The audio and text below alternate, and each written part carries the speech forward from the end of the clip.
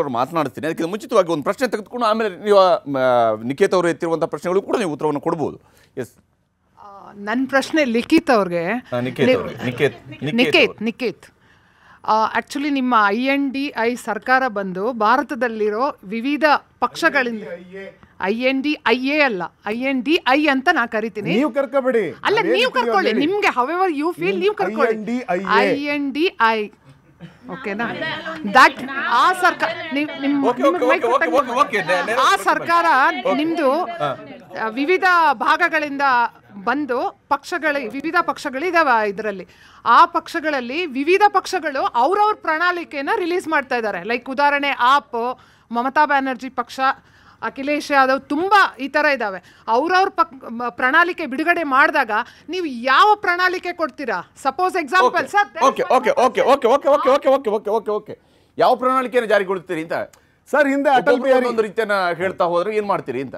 ಹಿಂದೆ ಅಟಲ್ ಬಿಹಾರಿ ವಾಜಪೇಯಿ ಅವರು ಸರ್ಕಾರ ಮಾಡಿದ್ರು. ಅವಾಗೇನು ಪೂರ್ಣ ಬಹುಮತದಿಂದ ಅವ್ರು ಸರ್ಕಾರ ಮಾಡಿರಲಿಲ್ಲ. ಅವ್ರ ಜೊತೆಗೆ ಸಮಾಜವಾದಿಯಾಗಿರುವಂಥ ಇದೇನು ನಮ್ಮ ಜಾರ್ಜ್ ಫರ್ನಾಂಡಿಸ್ ಸಾಹೇಬ್ರಿದ್ರು, ಇನ್ನೊಂದು ಕಡೆ ಮಾಯಾವತಿ ಇದ್ರು, ಇನ್ನೊಂದು ಕಡೆ ಇವ್ರು ನಮ್ಮ ಬಂಗಾಳದ ದೀದಿ ಇದ್ರು. ಇವರೆಲ್ಲರೂ ಇದ್ರು. ಏನು ಮಾಡಿದ್ರು ಅವಾಗ? ಅವರು ಕಾಮನ್ ಸಿವಿಲ್ ಪ್ರೋಗ್ರಾಮ್ ಇಟ್ಕೊಂಡು ಬಂದರು. ಎಲ್ಲ ಕಾಮನ್ ಮಿನಿಮಮ್ ಪ್ರೋಗ್ರಾಮ್ ಇಟ್ಕೊಂಡು ಬಂದರು. ಎಲ್ಲ ಪಕ್ಷಗಳು ಸೇರಿಕೊಂಡು ತಮ್ಮ ಯಾವ ಒಂದು ಪ್ರಣಾಳಿಕೆಯಲ್ಲಿ ಘೋಷಣೆ ಮಾಡಿದ್ರು ತಮ್ಮ ಕಾರ್ಯಕ್ರಮಗಳನ್ನು, ಎಲ್ಲ ಪಕ್ಷಗಳು ಒಪ್ಪುವಂಥ ಎಲ್ಲ ಕಾರ್ಯಕ್ರಮಗಳನ್ನು ಕೂಡ ಘೋಷಣೆಗೆ ತರ್ತೀವಿ ಅಂತ ಕಾಮನ್ ಮಿನಿಮಮ್ ಪ್ರೋಗ್ರಾಮ್ ತೊಗೊಂಬಂದರು.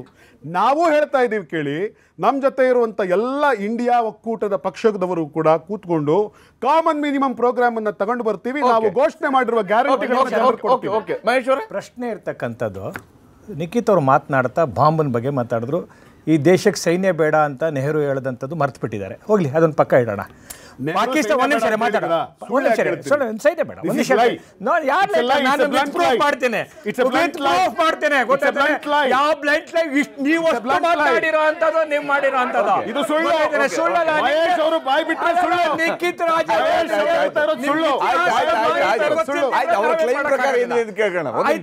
ಇವರ ಬಾಂಬನ್ನ ಇವರು ಏನ್ ರಾಜಾರಾಮಣ್ಣ ಅವರು ಏನ್ ಬುದ್ಧಾ ಸ್ಮೇಲಿಂಗ್ ಮುಖಾಂತರ ಮಾಡಿದ್ರು, 50 ವರ್ಷ ಮನೆ ಆಗಿದೆ. ಹೇಗೆ ಇವರು ನಿರ್ವೀರ್ಯರು, ಇವ್ರ ಹತ್ರ ತಾಕತ್ತಿಲ್ದಿದ್ದವರು ಅಂತಂದರೆ, ಪಾಕಿಸ್ತಾನದ ಬಾಂಬ್ ಇದೆ ಅಂಥೇಳಿ ಕೈಗೆ ಬಳೆ ತೊಡ್ಕೊಂಡು ಕೂತಂಥ ಜನ ಇವರಿಗೆ ಎಷ್ಟು ವರ್ಷ. ಇವತ್ತು ಗಂಟನೂ ಮಣಿಶಂಕರ್ ಅಯ್ಯರ್ ಇರ್ಬೋದು, ಇವರ ದಿಗ್ವಿಜಯ್ ಸಿಂಗ್ ಇರ್ಬೋದು, ಇವರೆಲ್ಲರೂ ಕೂಡ ಪಾಕಿಸ್ತಾನದ ಹತ್ರ ಬಾಂಬಿದೆ, ಪಾಕಿಸ್ತಾನದ ಹತ್ರ ಬಾಂಬಿದೆ, ಪಾಕಿಸ್ತಾನದ ಹತ್ರ ಬಾಂಬಿದೆ ಇದನ್ನು ಹೇಳ್ಕೊಂಡು ಒಂದು ಗಂಡಸ್ತನದ ಒಂದು ಪ್ರತೀಕ, ಪೌರುಷದ ಪ್ರತೀಕವನ್ನೇ ತೋರಿಸದೇ ಇರತಕ್ಕಂಥ ನಿರ್ವೀರ್ಯ ರಾಜಕೀಯ ವ್ಯವಸ್ಥೆಯಲ್ಲಿರ್ತಕ್ಕಂಥ ಜನ. ಭಾರತ ಇವತ್ತು ಯಾವುದಂಥ ಬದಲಾದ ಕಾಲದೊಳಗಡೆ ಮೋದಿಯವರ ನೇತೃತ್ವದಲ್ಲಿ ಭಾರತ ಗುಸ್ಕರ್ ಮಾರುಂಗ, ಭಾರತದ ವಿರುದ್ಧ ಯಾವನಾರು ಮಾಡ್ತಾ ಇರ್ತಾನೆ ಅಂತಂದ್ರೆ ನುಗ್ಗಿ ಹೊಡಿತೀವಿ ಅಂತಕ್ಕಂಥ ರೀತಿಯ ಒಳಗಡೆ ಭಾರತವನ್ನು ಸಶಕ್ತಗೊಳಿಸಿರ್ತಕ್ಕಂಥದ್ದು ಮೋದಿ ಸರ್ಕಾರ. ನಾನು ಉತ್ತರ ಕೊಡಬೇಕು ಇವ್ರ ಪ್ರಶ್ನೆಗಳಿಗೆ. ಇವ್ರಾಗಲೇ ಇನ್ನೊಂದೇನು ಹೇಳಿದ್ರು ಅಂತಂದ್ರೆ, ಇವ್ರು ಹೇಳ್ತಾ ಇದ್ರು ಗುಸ್ಕೆ ಮಾರಂಗೆ, ನುಗ್ಗುಡಿತೀವಿ ಅಂತ. ನಾನು ಹೇಳ್ತಾ ಇರುವಂಥ ಮಾತಲ್ಲ ಸರ್ ಇದು.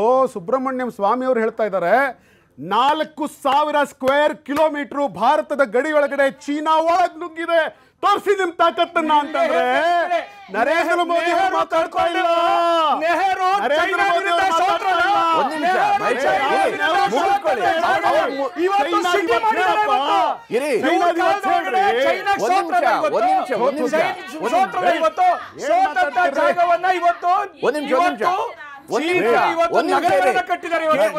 ನೀವು ಬಳಸಿರುವ ಪದಗಳು ಹೆಂಗಿದ್ವು, ನೀವು ಬಳಸಿದ ಅಷ್ಟು ಪದಗಳು ಕೇಳಿಸ್ಕೊಳ್ಳಿಲ್ವಾ? ಅವ್ರು ಹೇಳ್ತಾರೆ ನಿಮ್ಗೆ ಕೇಳಿಸ್ಕೊಳಕ್ಕಾಗಲ್ಲ ಅಂದ್ರೆ ನೀವು ಹೇಳುವ ಪದಗಳೆಲ್ಲವೂ ಕೂಡ ಸರಿ, ಅವ್ರು ಹೇಳಿದೆಲ್ಲವೂ ಕೂಡ ನೀವು ಇಮಿಡಿಯೇಟ್ ಆಗಿ ಮಾಡಿ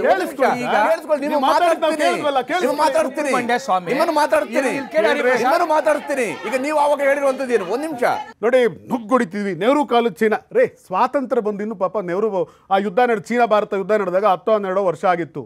ದೇಶದಲ್ಲಿ ಖಾಲಿಯಾಗಿರುವಂಥ ಖಜಾನೆ, ಒಂದು ಕಡೆ ಹಸಿವು, ಬಡತನ, ಇಡೀ ದೇಶದ ತುಂಬ ಅನಕ್ಷರತೆ, ಒಂದೇ ಒಂದು ಮಳೆ ತಯಾರಿಸೋ ಶಕ್ತಿ ಇರಲಿಲ್ಲ ನಮ್ಗೆ ಅವತ್ತು. ಅಂಥ ದಿವಸದಲ್ಲಿ ನೆಹರು ಎದೆಗಾರಿಕೆ ತೋರಿಸಿದ್ರು. ನಾವು ಗೆಲ್ತೀವೋ ಸೋಲ್ತೀವೋ ಯುದ್ಧ ಆದರೂ ಮಾಡ್ತೀವಿ ಅಂತ ಮುಂದೆ ನಿಂತು ಯುದ್ಧ ಮಾಡಿದ್ರು. ಇವತ್ತು ನರೇಂದ್ರ ಮೋದಿ ಅವರು ಎಲ್ಲರೂ ಯುದ್ಧ ಮಾಡಿದ್ರು ಚೀನಾ ವಿರುದ್ಧ. ಚೀನಾ 22 ಜನ ಭಾರತದ ಸೈನಿಕರನ್ನ ಹೊಡೆದುಕೊಂಡಿದ್ದಾರೆ. ಅವ್ರು ಹೇಳ್ತಾರೆ ನಕ್ಕೋಯಿ ಗುಸ, ನಕ್ಕೋಯಿ ಮಾರ, ನಕ್ಕೋಯಿ ಗುಸ, ನಕ್ಕೋಯಿ ಮಾರ ಅಂತ ಸುಳ್ಳು ಹೇಳ್ಕೊಂಡು ಓಡಾಡ್ತಾ ಇದ್ದಾರೆ ಮೋದಿ ಅವರು. ಸರ್ ನಮಸ್ತೆ, ನನ್ನ ಹೆಸರು ಧನುಷ್ ಅಂತ. ನಿಖೇತ್ ರಾಜ್ ಮೌರ್ಯ ಅವರಿಗೆ ನನ್ನ ಪ್ರಶ್ನೆ, ಕಳೆದ 1 ವರ್ಷದಿಂದ ಈ ಗ್ಯಾರಂಟಿ 46,000 ಕೋಟಿ ಖರ್ಚು ಮಾಡಿದ್ದೀರಾ. ವಿದ್ಯಾರ್ಥಿಗಳು ಸ್ಕಾಲರ್ಶಿಪ್ ಎಷ್ಟು ಮೊಟಕುಗೊಳಿಸಿದ್ದಾರೆ ಸರ್? ನನಗೆ ಬರ್ತಕ್ಕಂಥ 50,000 ರೂಪಾಯಿ ಸ್ಕಾಲರ್ಶಿಪ್ 2 ವರ್ಷದಿಂದ ಮೊಟಕುಗೊಂಡಿದೆ. ನನ್ನ ತಾಯಿಗೆ ಸರ್ ನಾನು ಹೇಳ್ತಾ ಇದ್ದೀನಿ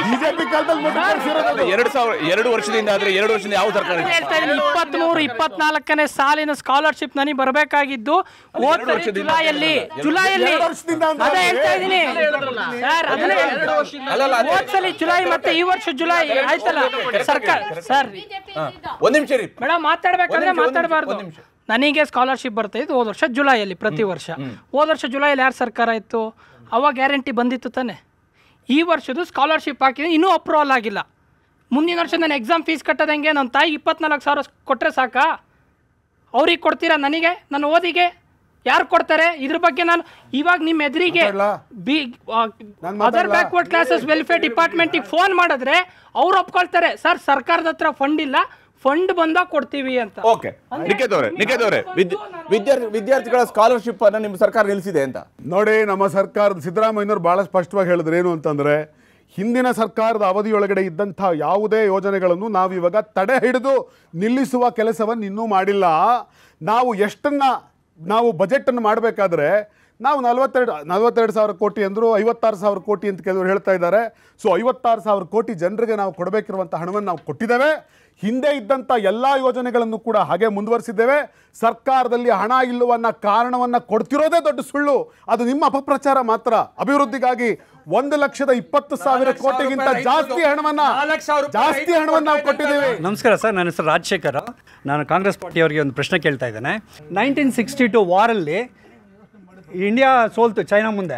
ಆದರೆ ಕಾಂಗ್ರೆಸ್ ಅವ್ರು ಏನು ಮಾಡಿದ್ರು, ಸೈನಿಕರು ಬುಲೆಟ್ಸ್ ಹೊಡೆದ್ರೆ they have to give account. ಎಷ್ಟು ಬುಲೆಟ್ ನಾನು ನಿನಗೆ ಕೊಟ್ಟಿದ್ದೆ, ನೀನು ಎಷ್ಟು ಯೂಸ್ ಮಾಡಿದೆ, ಇನ್ನು ಎಷ್ಟಿದೆ. ವೇಸ್ಟ್ ಆಗಿತ್ತಂದರೆ ಒಂದು ಬುಲೆಟ್ ಹೊಡೆದ್ಬಿಟ್ಟಿದೆ ಅಂದರೆ ಹಿಮಾಲಯದಲ್ಲಿ ಐಸ್ ಒಳಗಡೆ ಹೋಗಿರುತ್ತೆ. ಇವ್ರನ್ನ ಓಡ್ಕೊಂಡು ಬಂದು ಐಸಲ್ಲಿ ಕೇಳ್ರಿ, ಎಷ್ಟು ಮಾತಾಡ್ತೀರಾ ಕೇಳಿಸ್ಕೊಳ್ರಿ. ಇವತ್ತು ಪಾಪ ಇವ್ರಿಗೆ ಮರ್ತೋಗಿದೆ ಸರ್. ಕಾಶ್ಮೀರದಲ್ಲಿ ಗವರ್ನರ್ ಒಬ್ಬರು ಇದ್ದರು, ಅವ್ರ ಹೆಸರು ಸತ್ಯಪಾಲ್ ಮಲ್ಲಿಕ್ ಅಂತ ಹೇಳಿ. ಅವರು RSSನಿಂದ ಬಂದವರು, BJP ಅವರು. ಸತ್ಯಪಾಲ್ ಮಲ್ಲಿಕ್ ಏನು ಹೇಳ್ತಾರೆ ಅಂತಂದರೆ, ಇವತ್ತು ಕಾಶ್ಮೀರದೊಳಗಡೆ ಏನು 42 ಜನ ಪುಲ್ವಾಮಾದಲ್ಲಿ ಸೈನಿಕರು ಸತ್ರು, ಆ ಸೈನಿಕರ ಸಾವನ್ನು ಚುನಾವಣೆಗೋಸ್ಕರ ಬಳಸ್ಕೊಂಡಂಥ ಪಕ್ಷ ಯಾವುದಾದ್ರೂ ಇದ್ದರೆ ಅದು BJP ಅನ್ನುವ ಮಾತನ್ನು ಅವ್ರು ಹೇಳ್ತಾ ಇದ್ದಾರೆ. ಮಾತ್ರ ಅಲ್ಲ, ಸೈನಿಕರು ಕೇಳಿದ್ರು, ನಮ್ಮನ್ನು ಏರ್ ಲಿಫ್ಟ್ ಮಾಡಿ ನಮಗೆ ಸೆಕ್ಯೂರಿಟಿ ಥ್ರೆಟ್ ಇದೆ ಅಂತ ಹೇಳಿ ನಮಗೆಲ್ಲ ಕೂಡ ಮಾಹಿತಿ ಇದೆ, ಇಂಟೆಲಿಜೆನ್ಸಿ ರಿಪೋರ್ಟ್ ಇದೆ ಅಂತ ಹೇಳಿದಂಥ ಕಾಲದಲ್ಲಿ ಅವ್ರನ್ನ ಏರ್ ಲಿಫ್ಟ್ ಮಾಡೋದನ್ನು ಬಿಟ್ಟು ಅವ್ರನ್ನ ರಸ್ತೆಯಲ್ಲಿ ಕರ್ಕೊಂಡೋಗಿ ಅವರ ಸಾವಿಗೆ ಕಾರಣ ಆಗಿದ್ದು ಇದೇ BJP ಸರ್ಕಾರ, ಇದೇ ಮೋದಿ ಸರ್ಕಾರ. ಇಷ್ಟಾದ ಮೇಲೆ ಇವತ್ತಿನವರೆಗೂ ಟಿಲ್ ಡೇಟ್ ಅಲ್ಲಿ ಸತ್ತಂಥ ಸೈನಿಕರ ನ್ಯಾಯವನ್ನು ಒದಗಿಸೋಕ್ಕಾಗಲಿಲ್ಲ. ಅದರ ಹಿಂದೆ ಇರೋರು ಯಾರು? ಅದರ ಹಿಂದೆ ಇರೋರನ್ನ ಹೆಡೆಮುರಿ ಹಿಡಿದು ಕರ್ಕೊಂಬರೋದಕ್ಕೆ ಸಾಧ್ಯ ಆಗಲಿಲ್ಲ ಇವ್ರ ಕೈಯೊಳಗಡೆ. ಈ ರೀತಿಯಾಗಿ ಅವರದ್ದೇ ಸತ್ಯಪಾಲ್ ಮಲ್ಲಿಕರು ಆಡಿದಂಥ ಮಾತುಗಳೇ ಇವತ್ತು ಇವರ ಮೋಸಕ್ಕೆ ಸಾಕ್ಷಿ. ಸತ್ಯಪಾಲ್ ಮಲ್ಲಿಕ್ ದೇಶದ ಮಾಧ್ಯಮಗಳ ಮುಂದೆ, ಸಾರ್ವಜನಿಕರ ಮುಂದೆ, ರಾಜಕೀಯ ಮುಖಂಡರ ಮುಂದೆ ನಿಂತು ಹೇಳ್ತಾರೆ, I was the governor. Incident ಆದಾಗ ನಾನೂ ಅಲ್ಲಿದ್ದೆ, ನಾನು ಪ್ರಧಾನಮಂತ್ರಿಗಳಿಗೆ ಫೋನ್ ಮಾಡಿದೆ, ಇವ್ರ ಪ್ರಾಣ ಉಳಿಸ್ಬೋದಿತ್ತು ನಾವು ಮನ್ಸು ಮಾಡಿದ್ರೆ ಅಂತ. ಪ್ರಧಾನಮಂತ್ರಿಗಳು ಹೇಳಿದ್ರು, ಚುಪ್ ರಹೋ, ಸೈಲೆಂಟ್ ಆಗಿರು, ಈ ವಿಷಯ ಮಾತಾಡಬೇಡ ಅಂತ. ಯಾರು ಸರ್ ಹೇಳ್ತಾ ಇರೋದು ಇದನ್ನ? ನಾವು ಹೇಳ್ತಿರೋದಲ್ಲ, ವಿರೋಧ ಪಕ್ಷದ.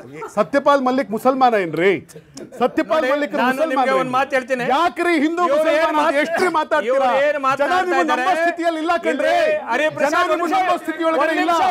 ಪೀಪಲ್ ಯಾಕ್ರಿ ಮಾತಾಡ್ತೀರಾ? ಕನ್ನಡಿಗರ ಮೆಚ್ಚಿನ ನಿಮ್ಮ ನ್ಯೂಸ್ 18 ಕನ್ನಡ ಈಗ ವಾಟ್ಸ್ಆಪ್ನಲ್ಲಿಯೂ ಲಭ್ಯ. ಕರ್ನಾಟಕ ಮತ್ತು ದೇಶ ವಿದೇಶದ 360 ಡಿಗ್ರಿ ಸುದ್ದಿ ವಿವರವನ್ನ ನೀವು ನಿಮ್ಮ ಕೈ ಬೆರಳುಗಳಲ್ಲಿಯೇ ಪಡೆಯೋದಿಕ್ಕೆ ಈ QR ಕೋಡ್ ಅನ್ನು ಸ್ಕ್ಯಾನ್ ಮಾಡಿ.